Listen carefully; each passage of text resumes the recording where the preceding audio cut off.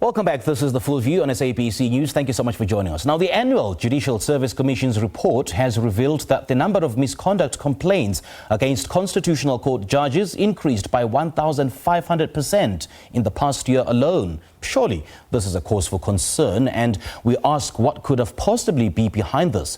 And joining us now is Research and Advocacy Officer at Judges Meta, Mbekezeli Benjamin. Mr. Benjamin, a very good evening to you. Thank you so much for joining us. Welcome to The Full View. Good evening, Simphiwe, and good evening to the viewers.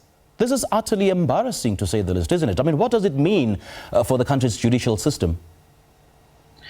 Well, Simphiwe, I don't think it's a cause for concern at the moment because the 1,500% simply means that the number of complaints against judges of the Constitutional Court went from 1 complaint in 2019 to 16 complaints in 2020.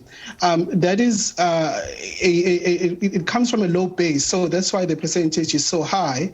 And the reason why they say so is that the report says there were people who filed appeals in the Constitutional Court, and they were just unhappy that those appeals were dismissed, which is the likely reason why those complaints were filed.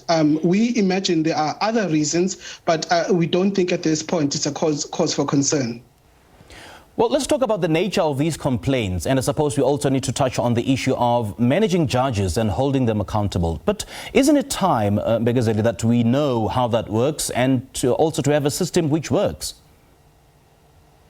Yes, absolutely. The system to hold judges accountable for misconduct, it definitely needs to be improved in terms of being more open and transparent. So one of the problems with the JSC's report is that it doesn't actually tell us what is the nature of the misconduct or the complaints that have been filed. So we don't really know what they relate to. One of the possible reasons is that the Constitutional Court and the judiciary as a whole has been under severe pressure in the last year, and there have been serious political attacks on judges of the Constitutional Court for their dealing of high-profile cases. You can think of the case of former President Jacob Zuma, where Constitutional Court sentenced him to 15 months in prison.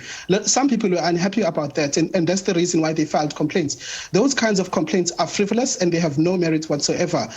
So we don't really know exactly. We can only guess. The report should be improved and should be more detailed and informative, but currently it is not. And it looks like we'll only have a Chief Justice by around February next year, and the JSC Commission, will hold interviews then for the 4 candidates. And they say it's impossible to get everyone together before then. Does the delay worry you? It does worry us a lot because judiciary hasn't really had a permanent leader since May of this year, when Chief Justice Mogoeng took long leave.